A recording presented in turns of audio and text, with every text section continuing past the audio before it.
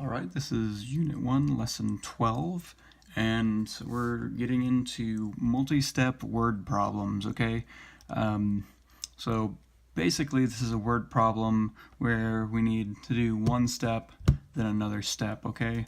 So we're gonna do our read, draw, write on this problem right here. So first we're gonna read the problem, all right? So, in the morning, 19 students were working on a science project.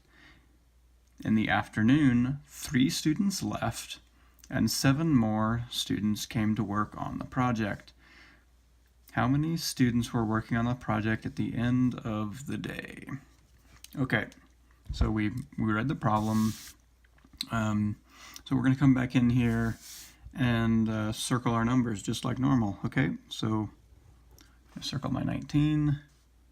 Circle my 3, circle my 7. I'm going to box my question.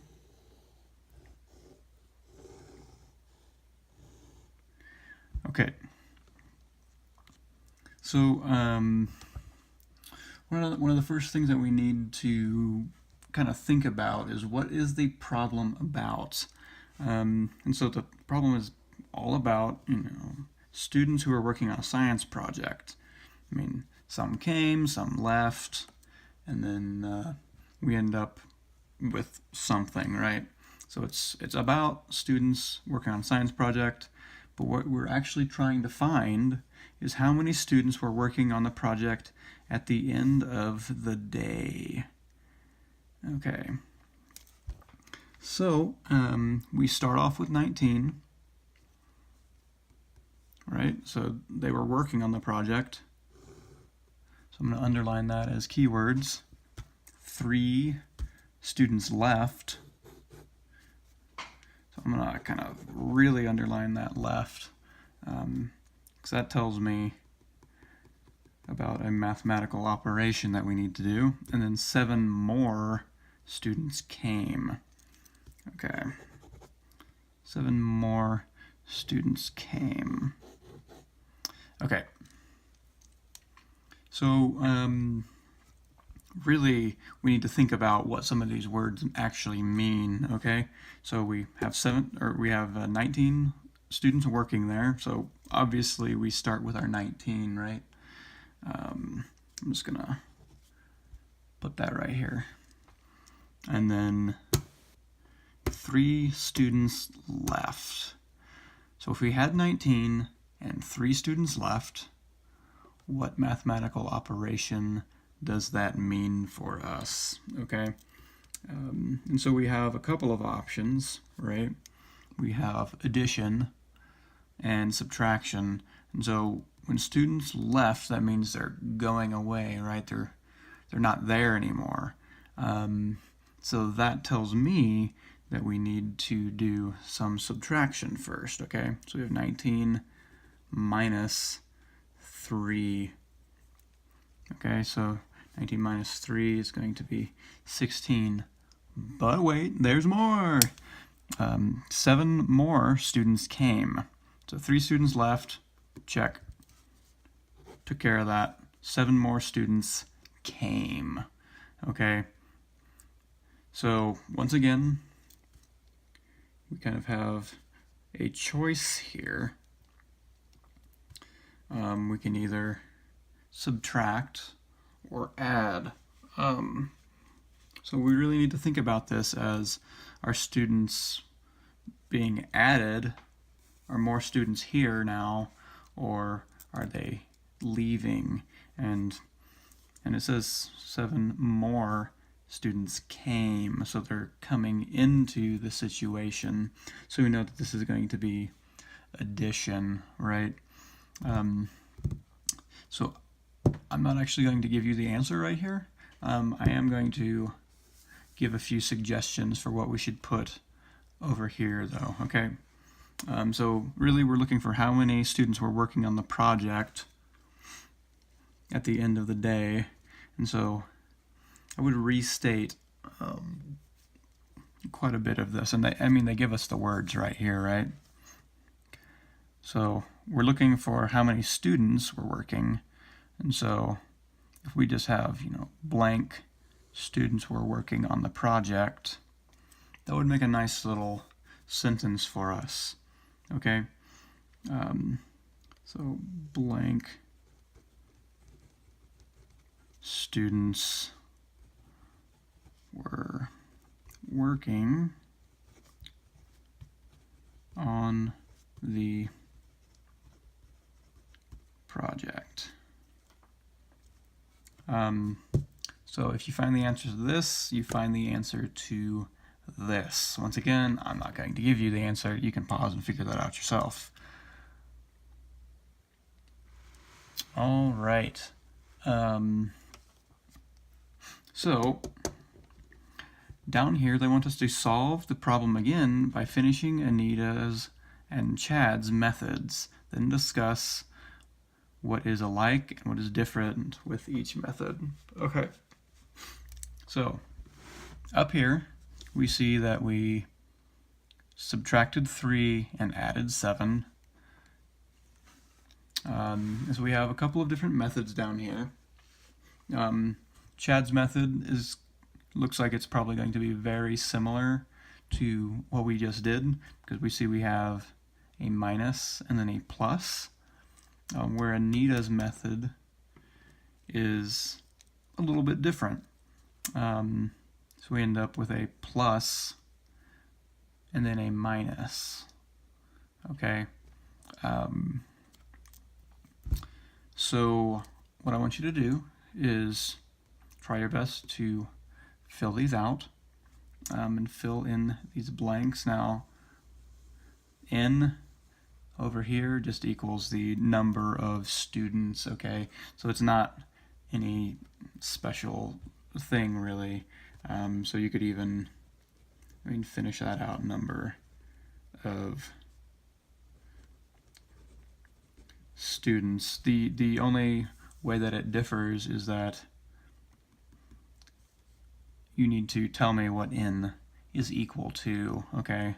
So really n, all it is the number of students, so whatever the answer is, you put it right here, okay?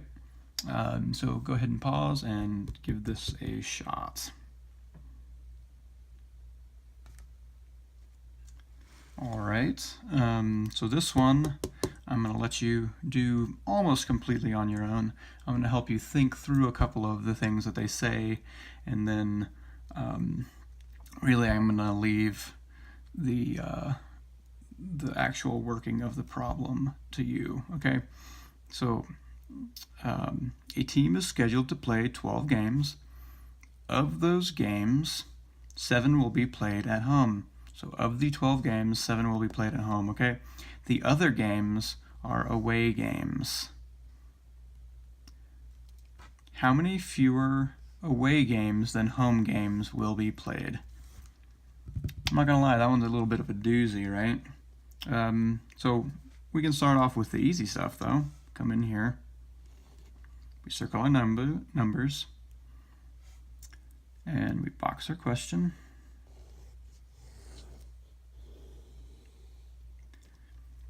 And let's think about what are we actually looking for, okay? So how many fewer away games than home games?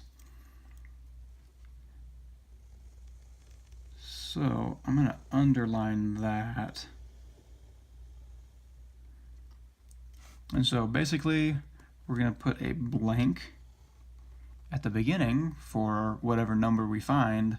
Then we write this down here, okay? So I'm going to let you go ahead and do that. And in the meantime, we're going to talk about what the heck do we do up here. So we have 12 games total, right? Some of them were played at home. So these 7 were played at home, which means the ones that weren't played at home were played away, somewhere else. So that's our step 1, okay? We need to figure out how many home games or how many away games? How many away games? So that's our first step. And then we have to compare the number of away games to the number of home games. Okay? Compare away games to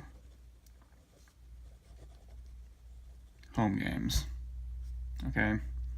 Now when we're comparing them, it says how many fewer away games. So we know that there are going to be fewer away games, but how many fewer? Okay, so when we see things like how many fewer, a lot of times that'll mean we need to do a particular mathematical operation, right? So I want you to think about that. And, I mean, you've at least got a 50-50 shot, right? Because it's going to be either subtraction or addition, just like we've been doing. So I want you to think about this one real hard, and we'll talk about this in class, okay? All right.